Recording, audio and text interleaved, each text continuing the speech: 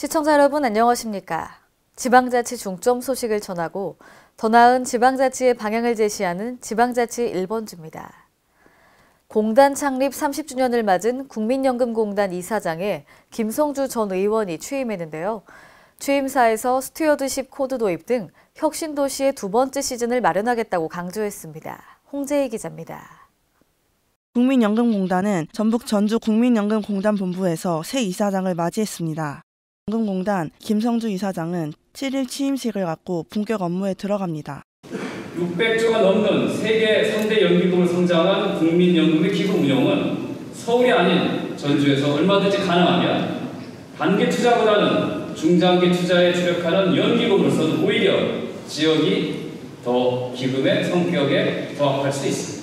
김성주 이사장은 이날 취임사에서 공단 창립 30주년을 맞은 뜻깊은 시기에 이사장으로서 막중한 책임을 맡게 되어 어깨가 무겁다고 취임 소감을 밝혔습니다. 국민의 신뢰를 회복하고 나아가기 위해서는 공단 스스로 자기 반성과 혁신이 필요합니다. 그런 조치를 취임 후 첫 번째 하겠다고 하는 말씀드렸습니다. 김 이사장은 앞으로 30년 연금의 미래를 준비하기 위해 국민이 주인인 연금으로 다시 태어나 국민의 신뢰 회복, 저소득층 가입 지원과 출산 실업 크레딧과 같은 가입 기간 늘리기 등 국민연금 사각지대를 줄이기 위해 노력하겠다고 말했습니다.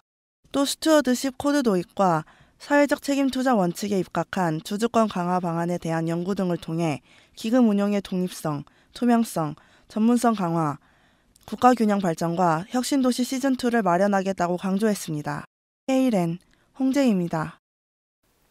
전북 부안군이 상설시장 옆 부지에 48억 원을 들여 버스 전용 주차장을 조성하겠다고 밝혔는데요. 현재 무료 주차장이 건설되어 있는데도 불구하고 부안군이 몰아붙이고 있어 시민들의 반대 또한 큽니다. 신다혜 기자입니다. 전북 부안군이 수십억 원을 들여 주차장을 조성하겠다고 나서 주민들의 반발을 사고 있습니다. 특히 주민들은 주차장 조성 인근 지역에 대규모 무료 주차장이 건설되어 있다며 납득할 수 없다고 강력 반발했습니다. 부안군은 부안 상설시장 옆 농협 부안군 지부 부지에 총 48억 2천만 원을 들여 단체 관광객들의 버스 전용 주차장을 조성할 예정입니다. 이에 주민들은 좁은 부지에 수십억 원을 들여 버스 전용 주차장을 조성하는 것에 대해 반발했습니다. 비용도 많이 들어가고 진짜 하고 싶으면은 저거 사가지고 딱 사서 해야 해. 딱 횟집을 센터를 만들어줘야 해요. 그냥 부안와서 막 먹고 놀고 가가지고 그 주차장 만들어 놓으면 뭐 돼. 한편 부안군의회는 지난달 23일 상임위를 열고 계획안 심의에서 부안 군민 의견을 수렴한 후 사업 시행을 결정하라고 부안군에 요구했으며 현재 심사 보류됐습니다. KLN 신다혜입니다. 경기도는 지난 7일 용인시 동백동 주민센터에서 2층 버스 개통식을 했는데요. 오늘부터 경기도 용인 동백지구와 서울 강남으로 가는 2층 버스가 운행을 시작했습니다. 이번에 개통한 버스는 총 6대의 버스가 5003번 번호판을 달고 명지대 용인 캠퍼스를 출발해 강남역까지 편도 48.2km를 하루 36회 운행합니다. 버스는 독일 만트럭 버스사가 제작한 것으로 1층에 12명, 2층에 59명 등 모두 71명의 승객을 태울 수 있습니다. 이 버스는 출입문이 완전히 닫히기 전까지 출발을 방지하는 세이프 도어와 비상 상황에 대비한 비상 탈출구 등의 안전장치를 갖추고 있습니다. 앞으로 용인시는 5003번 노선을 시작으로 연말까지 8대, 내년까지 21대 등 29대의 2층 버스를 추가로 도입할 계획입니다. 내년부터 세종시의 모든 초중고 특수학교에서 무상급식이 시행됩니다. 세종시와 세종시 교육청은 현재 실시 중인 무상급식을 확대해 모든 학생에게 제공하기로 했습니다. 이춘희 세종시장과 최규진 교육감은 지난 7일 내년에 개교하는 6개 교를 포함해 모두 88개 교회 49,178명의 학생들에게 급식비를 지원한다고 밝혔습니다. 내년도 총 사업비는 올해보다 71억 400만 원이 늘어난 429억 2,200만 원으로 시교육청과 시청이 각각 214억 6,100만 원씩 부담합니다. 시청은 식품비를, 교육청은 인건비와 운영비를 지원하는 방식으로 진행될 예정입니다. 한편 전국 17개 광역자치단체 가운데 모든 학교에서 무상급식이 시행되는 것은 세종시와 강원도뿐입니다.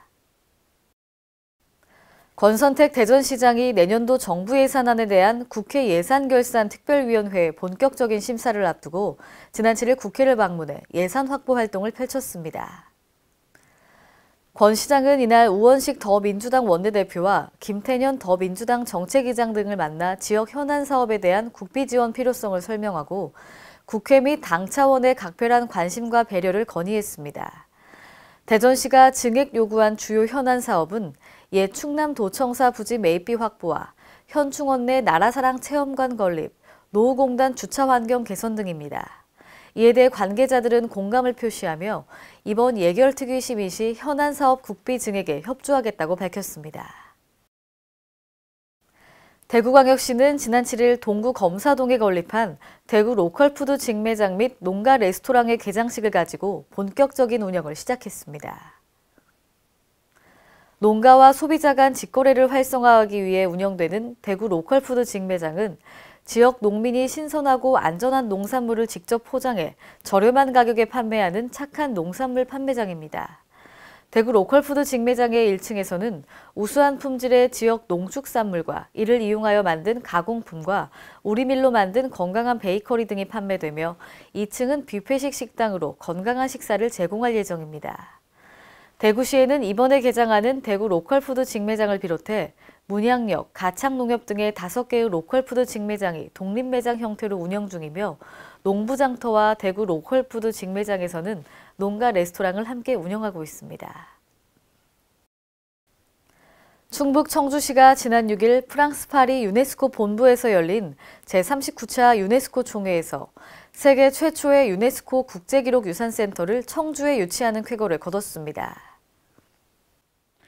지난해 청주에서 처음 열린 직직코리아 국제페스티벌에 방문한 유네스코 프랑크 라리 사무총장보에게 센터 설립 협조를 요청한 지 1년 만에 성과를 얻었습니다.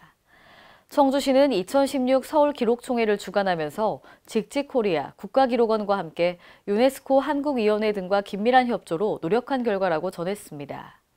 이번에 승인받은 센터는 전 세계를 대상으로 하면서 현재 기록유산 분야 최초의 국제기구가 설립되는 것으로 의미가 높이 평가되고 있습니다. 오늘의 단신 뉴스입니다. 혁신도시 이전 공공기관들은 앞으로 신규 인력의 30%를 시, 도, 지역 인재로 채용해야 합니다. 국토교통부는 이 같은 내용을 골자로 한 혁신도시 건설 및 지원에 관한 특별법 시행령 개정안을 마련하고 오늘부터 다음 달 18일까지 입법 예고합니다. 지역인재 채용 의무화는 2022년까지 5년에 걸쳐 단계적으로 추진되는데요.